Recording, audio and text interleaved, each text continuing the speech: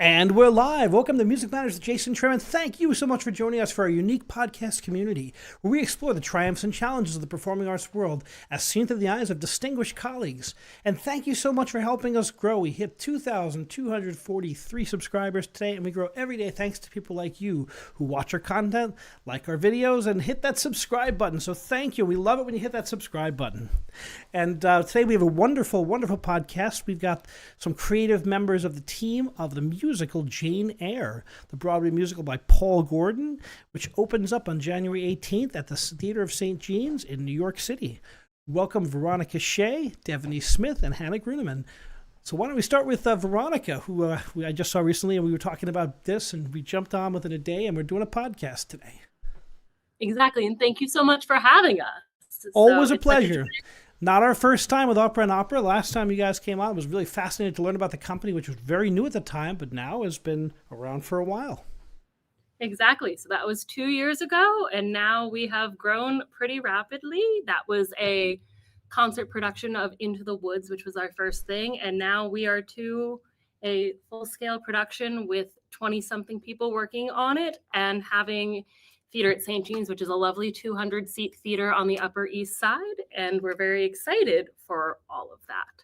And wow, what incredible growth to go from, you know what you did originally to now this beautiful, it's a lovely theater. I've been there. I think I connected there.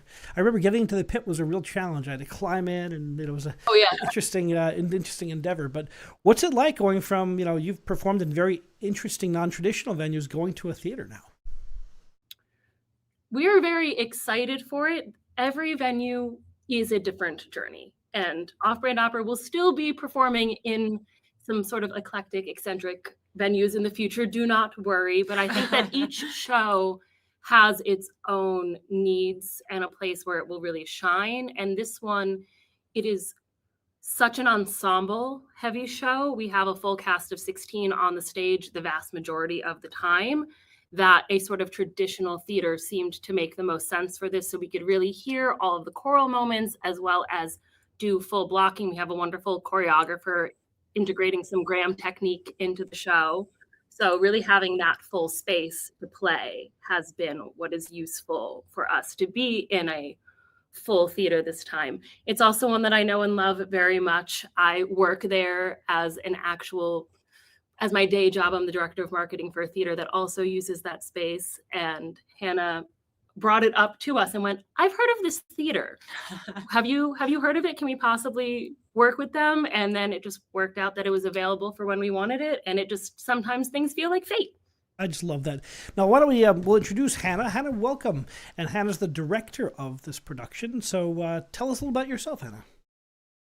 Thank you so much for having me. It's lovely to be here. I've known about Off-Brand since it first started. I got a phone call where Aaron, one of the other artistic directors, said, "Hey, I'm starting a theater company," but weirdly, even though I've known about every single production and talked to both Veronica and Aaron and other people about every production that's happened, this is the first one I've actually been directly involved in. And I'm just thrilled to be a part of it. And what drew you to this particular show? What's interesting about this show to you? I had known the show for a long time. I had sung some of the songs in college. And it's so atmospheric. It's so, in a way that I think a lot of musicals don't have, especially nowadays. There's such a specific sound world, which is one of the things I always really loved about opera. And you don't get as much in musical theater, or you do in specific musicals, but sometimes you can get musicals that just sound like, okay, it's another musical. Like, this sounds like a musical theater score. And I love the show because it has all of the great things you love about musical theater, the sort of specificity of emotion, the beautiful characters, the pop ballads, but you still have, it sounds like you're on the moors in the 19th century, in this kind of broody, atmospheric novel. I love that. That's exciting. I'm the last member of the panel. Devony, welcome, playing the leading role of Jane Eyre. So what's it like playing someone so eponymous, so important, such a character that's historically important? Yeah, overwhelming, if I'm honest. It's a big character. I will say, first of all, I work as an opera singer and I have not done a musical since college. So when a friend asked me if I would do this, I was really excited, actually, because I think I love musicals, first of all. I teach a lot of musical theater students, and I love this musical and the music in it. So it's been really fun for me to learn it and to get my musical theater feet wet again. And it's felt really, really nice.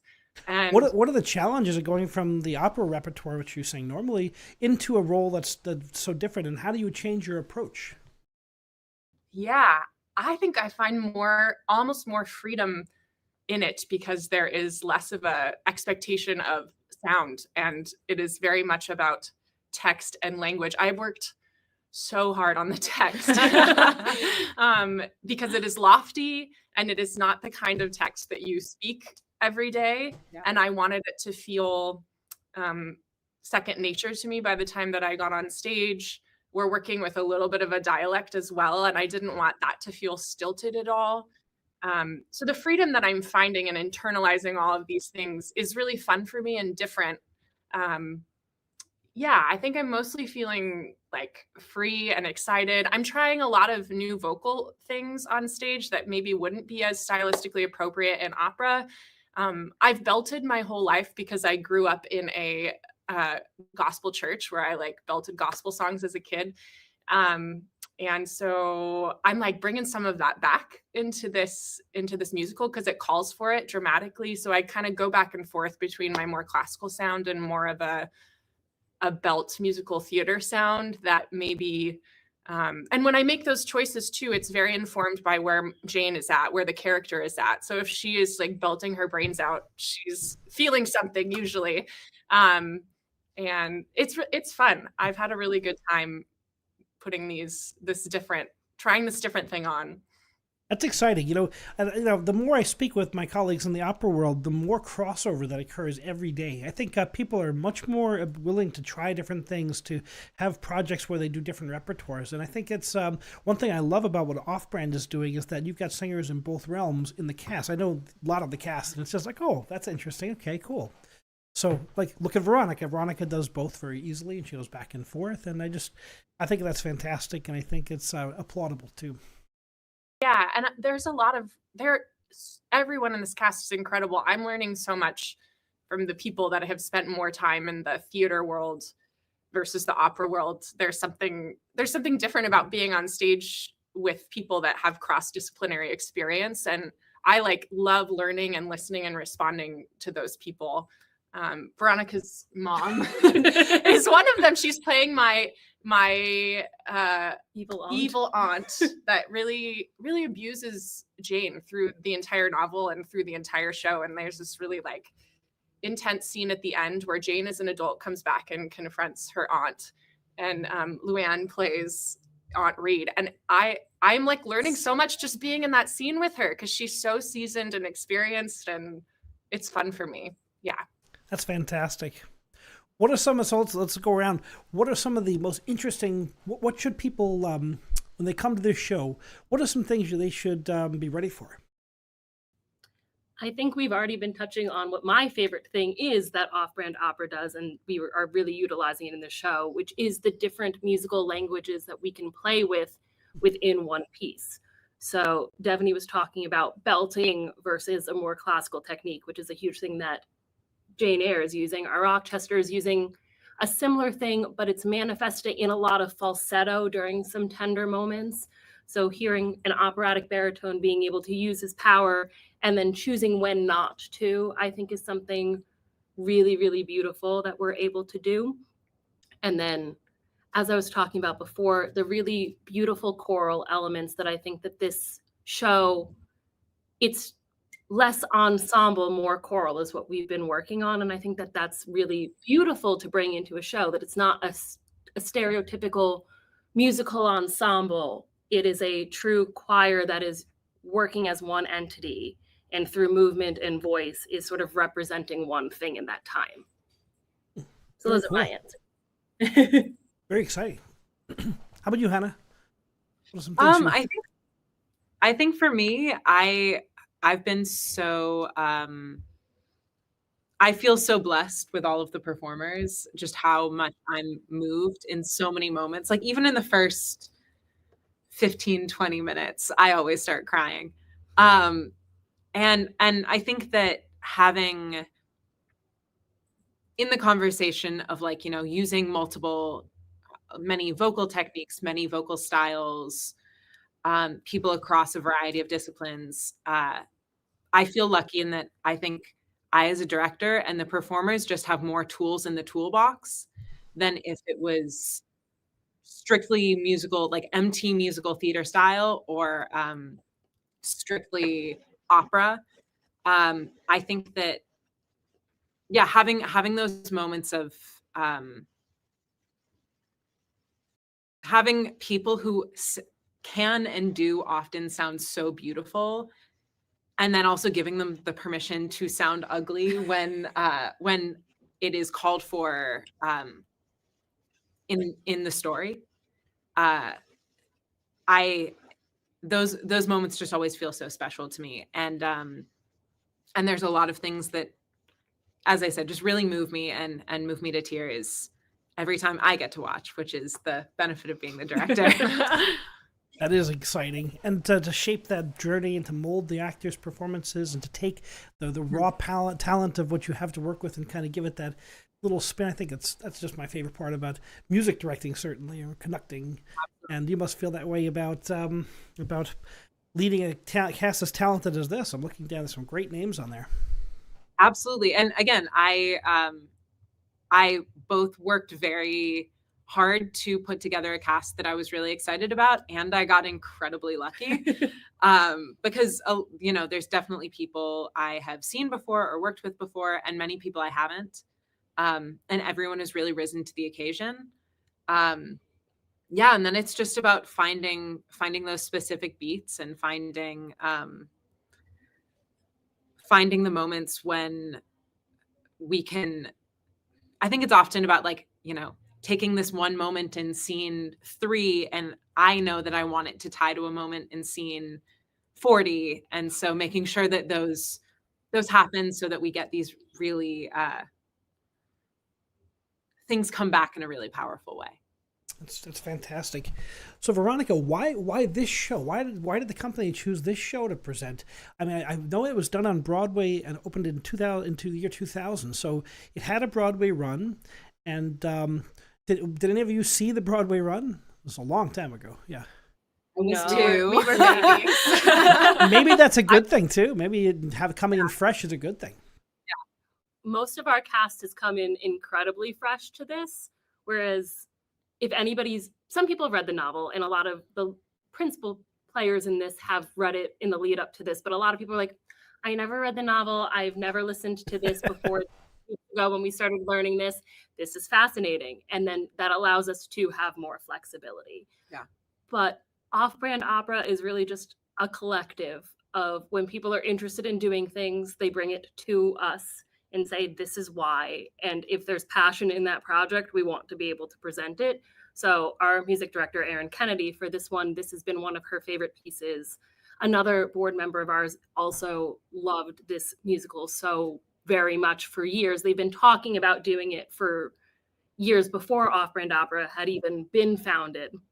There was interest in it. So this wound up being a time that worked well for it, and Hannah was available and interested. So we have a pipeline now of probably 5 to 10 projects that we're working actively on and excited about. And basically every board member's had one of those that they go, this is my project and this is why I want to do it. And then when it's ready to go is when we're putting it out into the world. So yeah, I think it was really just timing. And to be frank, I think if Devony had said, this is great, but it's not for me, I'm not sure we would have done the show. Sounds like you need a very special title person in the role of Jane Eyre. Yes, she is in so much of this show. It's like 40. They're like the numbers go to 43. I think like in the musical score. I think Jane is in like 38 of the 43 numbers. Yeah. It is wild. Yeah, like, I remember her importance in the story. It's all about her. The whole thing is her journey. Everyone else is there, but it's her journey that is the crux of everything. Yes, it's her. I mean, it's following her the entire time. So the musical follows that. It doesn't leave her for a second. Fortunately, I have a really talented younger version of me. Emily Rose Swig is playing the younger version of me, and I get to go off stage for a few scenes while she does that. So that is great. Whew. Get a drink of water and come back again. Thankfully, for those little breaks. Thanks for the little breaks. Yes. So, what else about this show is interesting? I'm always fascinated by composers' approach to things. So now I hear the composer will be there for the talkback. What's that? That's going to be exciting, right? Yeah, so he is going to be there on Friday, January 19th. He essentially, one of our cast members knows someone who worked on the original production, and he reached out to us and said, or reached out through her and said that he was aware that the show was happening and he was excited about it. And if we wanted him, like, he was very gracious about, like, if you'd like me to come and do a talk back, I'm happy to. And we're like, of course, of course we'd like that. But yeah, it's a very, again, because it straddles classical music and musical theater. I don't know. It's strange. I think there are a lot of things that are called crossover that kind of sit in the middle and aren't really one or the other. But the thing I love about this show is that it commits so fully to moments of this really classical sound world, and yet is absolutely a musical. It's not, it's not operetta. It's not, it takes all the greatest things about seeing a musical and commits to those, and a lot of the greatest things about the beauty of like 19th century classical music, and really commits to those as well. And so we feel really lucky that he's going to be there and we can talk to him about it.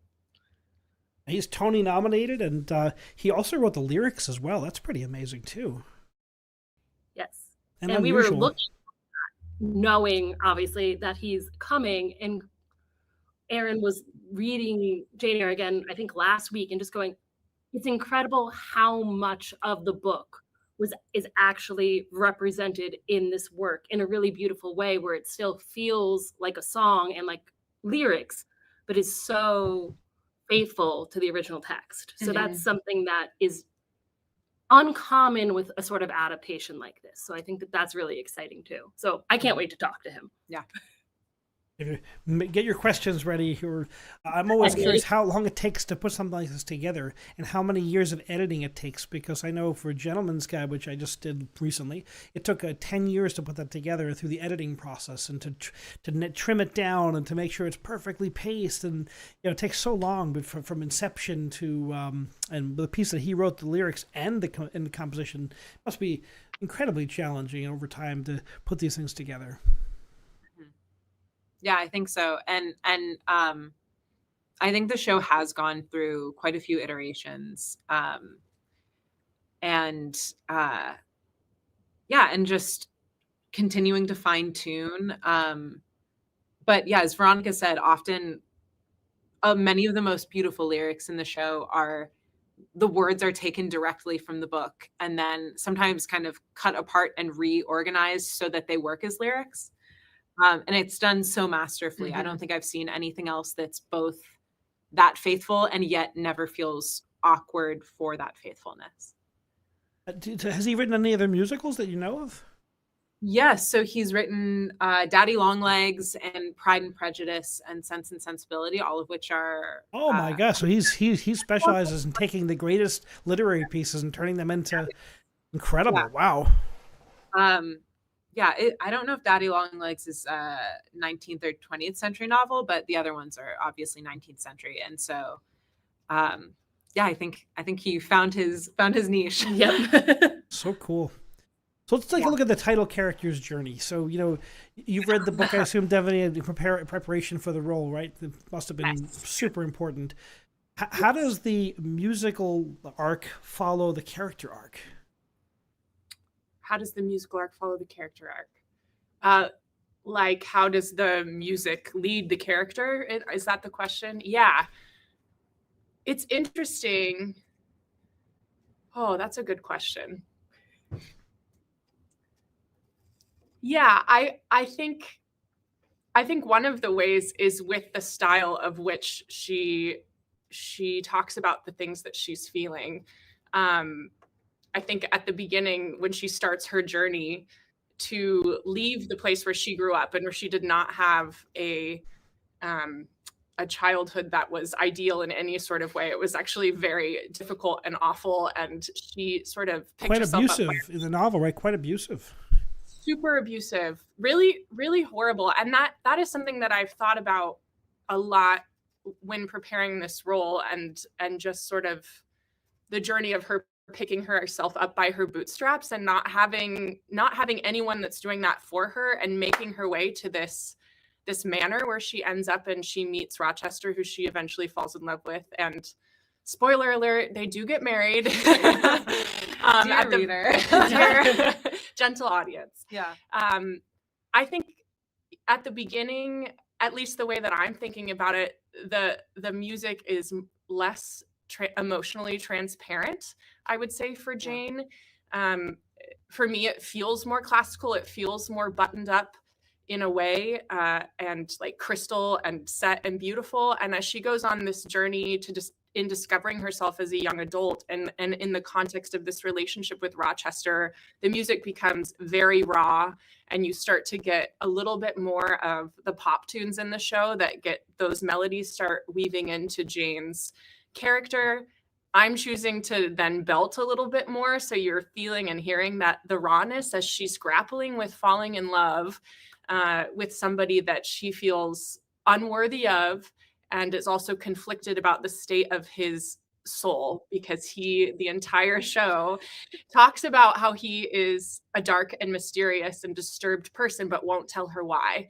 And that is very hard for Jane, because she is very religious. That is something that she has clung to from childhood, that has sort of saved her and brought her to the place that she's in. And like genuinely religious. I think that is really important for her and her character, and the development of her character and the choices that she makes. So it is very intense, and it's cool. So this is a question for anyone who wants to jump into this one.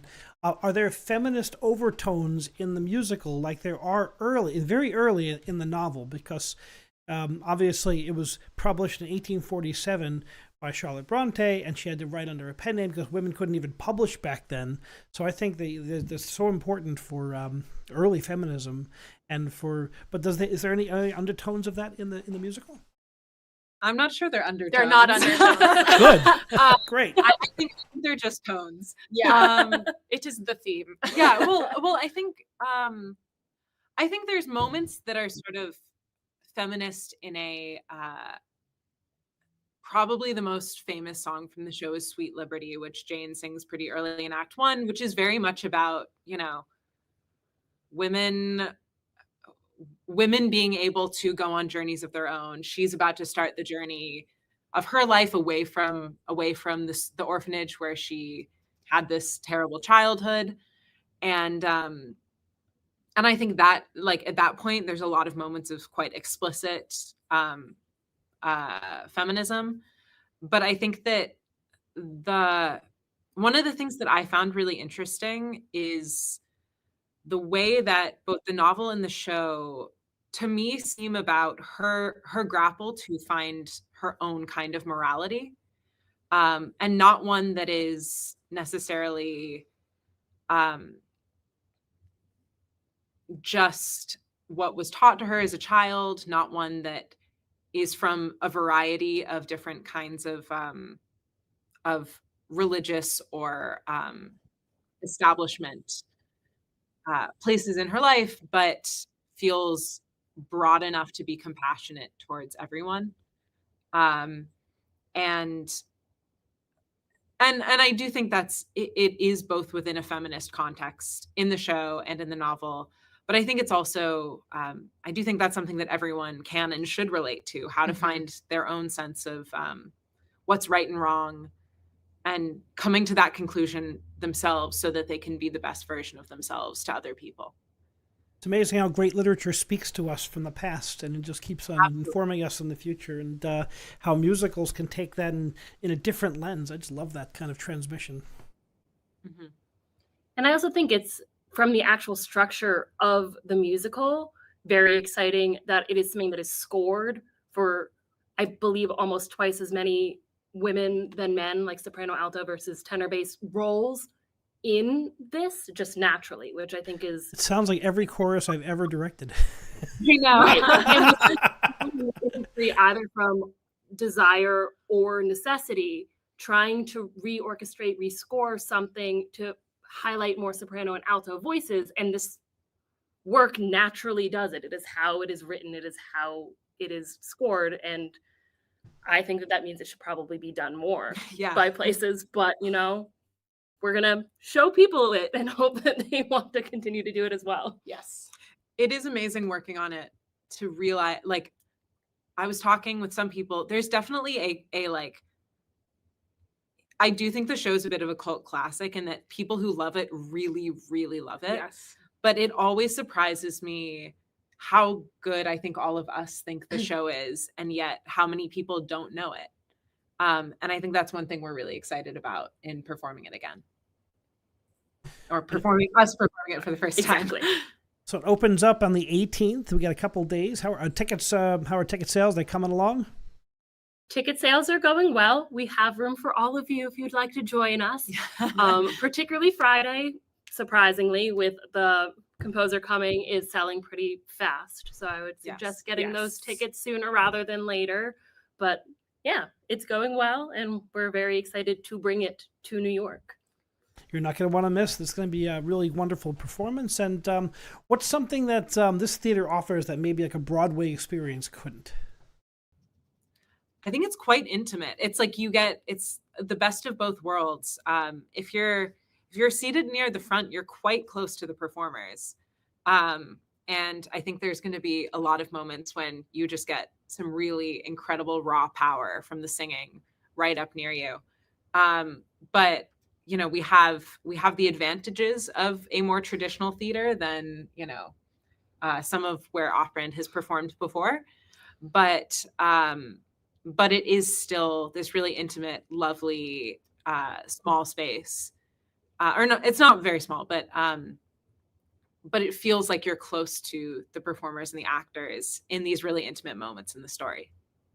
Yeah, there are only 12 rows back, so you are still close. So Broadway, where you're maybe 25 rows back, or a major opera house or something like that, where you're in a balcony somewhere. This is truly only 12 rows. So you are always close by. Well, very exciting. And any other thoughts before we, what else should audiences be ready for? Is it a big dance show? This is very exciting. Yeah. We have a really incredible choreographer, Kim Eyre, who has choreographed this entire show. And I'm not involved in the dancing, really. You're busy. I'm busy singing and running around. But the chorus, I will spoil this. It is interesting to me how the chorus has a different role in every scene in this show, and I feel that Kim Eyre has really embodied those roles of the chorus in a very clear and interesting way in each scene. And for this reason, you will not be bored for a single second coming to this show, because it is both musically and visually so interesting. I get to be surprised and excited every time I walk on stage for a scene and I discover a new thing that Kim Eyre has choreographed. It is literally so cool. And yeah, I'm excited to be a part of that. And I know that's going to also continue developing into next week. So that is something you don't want to miss. You've heard it here. It's going to be an exciting production. It's 3 performances. Yes. 18th, 19th, and 20th. That's St. Jean Baptiste or St. John's, St. Jean's at that's in the east side of of New York City, and it's going to be wonderful. And tickets are available from, let's see, you just click on the description of this video and you can get the link to buy your tickets. So make sure you're there. Thank you so much, all three of you. And I just got back from a very long day of rehearsals, and thank you so much for being on the show, and wish you nothing but success. Thank you for having us. Thank you for joining us from Music Matters with Jason Tramm. And remember, please subscribe and smash that bell icon. We really appreciate you being here and hope you have a great day. Remember, keep music alive.